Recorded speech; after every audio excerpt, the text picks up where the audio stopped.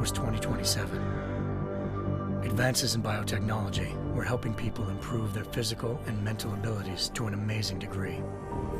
Provided, of course, they had enough money. A new breed of people was emerging, half human, half machine. And in Detroit, at least, not everyone was happy to see it. I'd just landed a job as head of security at Sarif Industries, a cutting-edge biotech firm. David Sarif himself handpicked me for the job, said he needed me to keep his people safe.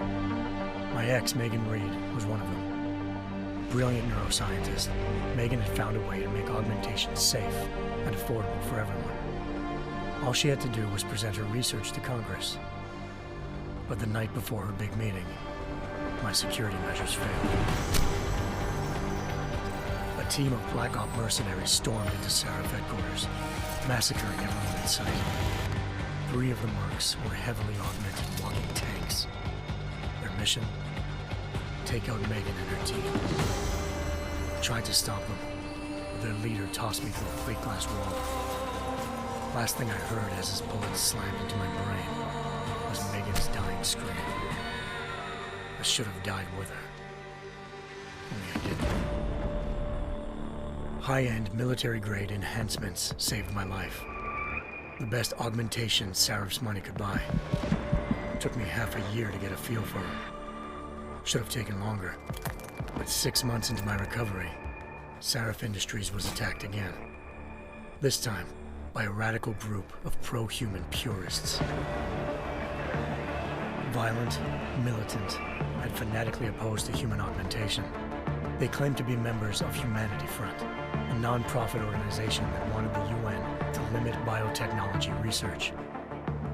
The thugs broke into Sarif's factory and found machinists working overtime on a top-secret military augment called the Typhoon. Sarif sent me to retrieve it, and when I did, I found one of the so-called purists next to it, wired with cerebral implants, trying to download its classified specs.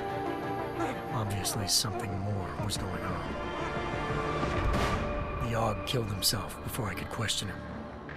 Sarif ordered me to dig deeper, so with the help of Frank Pritchard, Sarif's head of cybersecurity, I did.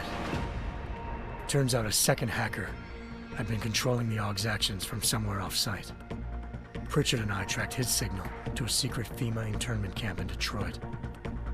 The Black Op mercenaries were there. The same mercs who'd left me for dead 6 months before. Figured they'd try again when they saw me. Wasn't so easy for them this time. I took out the tank named Barrett, even got him to give me a new lead. A penthouse apartment in China. Of course, we both knew it would be a trap in the end.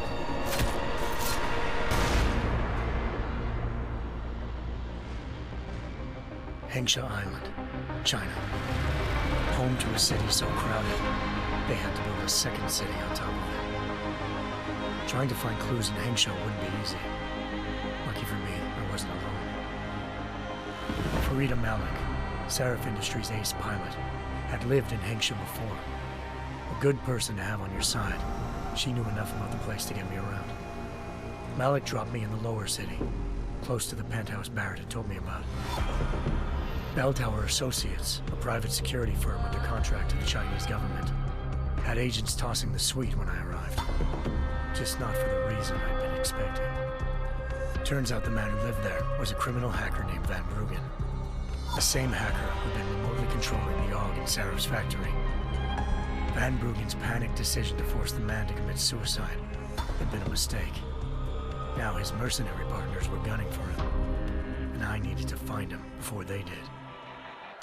Locating Van Bruggen meant playing nice with the Triads, Hengsha's organized crime lords. They had the hacker holed up inside a low-rent capsule hotel. By the time I found him, Van Bruggen had no qualms giving up the woman who hired him. Zhao Yunru, president of the Taiyang Medical Corporation. According to Van Bruggen, Zhao wanted to monopolize the augmentation industry and had hired Black Op mercenaries to destabilize her competition.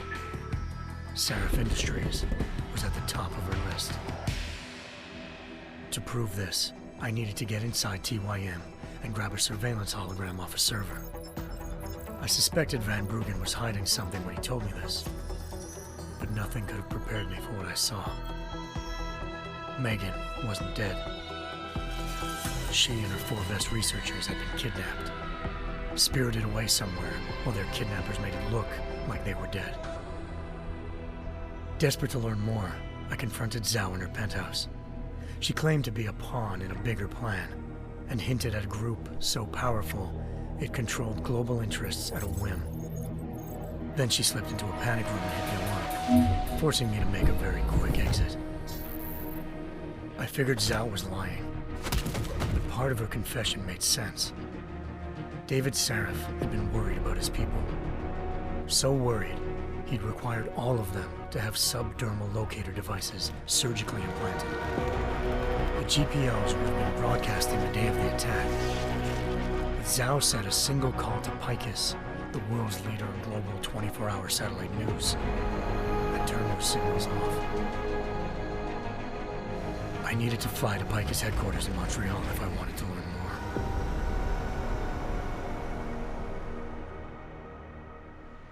Eliza Cassan, Picus Communications' First Lady of News. Malik thought I was reaching when I told her Eliza was involved in this. The world's most famous news anchor, working with a mercenary hit squad. But when I confronted Cassan in her office, she freely admitted to jamming Detroit's satellites the night Megan's team had been taken. Said she's just been following her commands. I suspected she wanted to say more. But Black Op mercenaries showed up looking to shut us both down.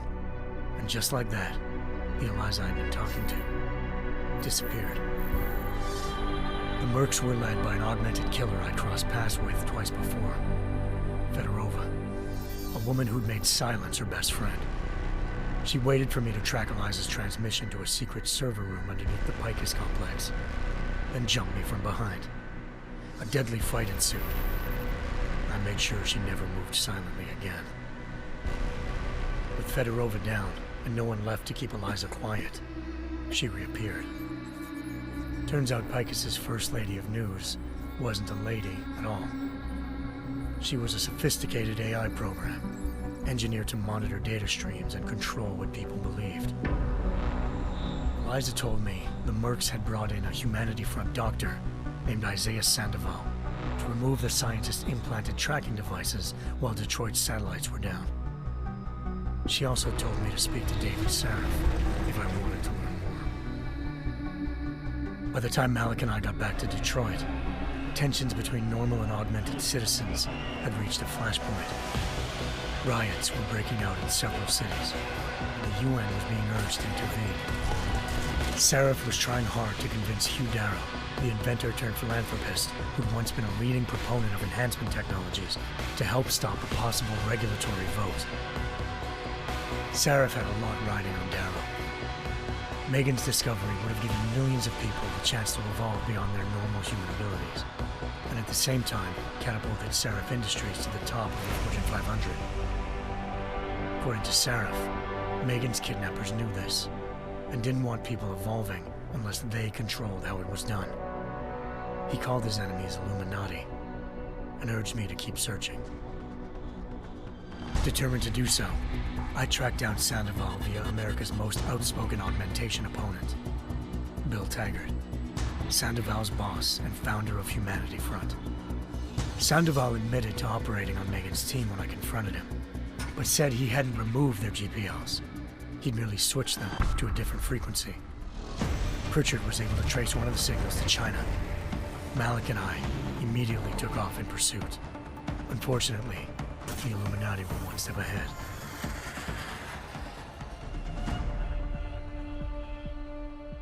Ambushed. Shot out of the sky by Bell Tower Associates, seconds after entering Hengsha's airspace. Malik's piloting skills saved me. After a tense and bitter struggle, I escaped into Lower Hengsha. The tracking signal I was following led straight to the Triads, or more specifically, to the augmented arm of Tong Si-hung, leader of a gang of augmentation harvesters. Tong said they'd taken the arm off a corpse, which Bell Tower had left at their door, meaning at least one of Sarif's scientists was dead. Maybe not the rest of them, though. Tong pointed me to a port used for human trafficking and helped me slip aboard a bell tower ship. It was sailing to Rifleman Bank Station, a military base in the South China Sea. Bell Tower was holding kidnapped civilians as prisoners there, and using them to perfect the Hyron Project, a human-computer interface that left most of its test subjects dead. My search for Megan would have ended then, if not for a mysterious ally named Quinn. In exchange for my help exposing Bell Tower, he slipped me aboard a second ship headed to Singapore and an Illuminati-run biotech facility called Omega Ranch. 3 of Serif's scientists were there, forced by their captors to create a technology capable of remotely shutting down augmented abilities. Thanks to an emergency recall notice issued by the World Health Organization, millions of people all over the world already had the biochip installed. With the help of the scientists, I tracked Megan to a private section of the ranch. There, I ran into Yaron Namir, the walking tank who'd put a bullet in my brain the first time we met. He'd teamed up with Zhao and was hoping to catch me off guard. Their little ambush didn't work.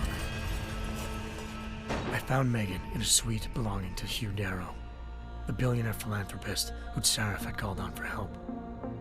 Darrow had convinced her to go along with the biochip plan by promising to sabotage the tech. As she was explaining this, Darrow appeared in a global broadcast, telling the world that augmentations would be the death of mankind. Then he activated the biochips to prove his point. All over the world, augmented people flew into a killing frenzy. Darrow had betrayed everyone, and it was up to me to set things right. To do it, I had to reach Panchaea, a massive installation in the Arctic Ocean. As I raced through corridors built by an all-augmented workforce, I saw death and destruction firsthand. By the time I shut down Darrow's broadcast, I knew the damage he'd done. Still, humanity's future remained unclear. How would the world react to this sabotage? Would people ever regain their faith in augmentations again? What would be the Illuminati's next move? Only time could give us the answers.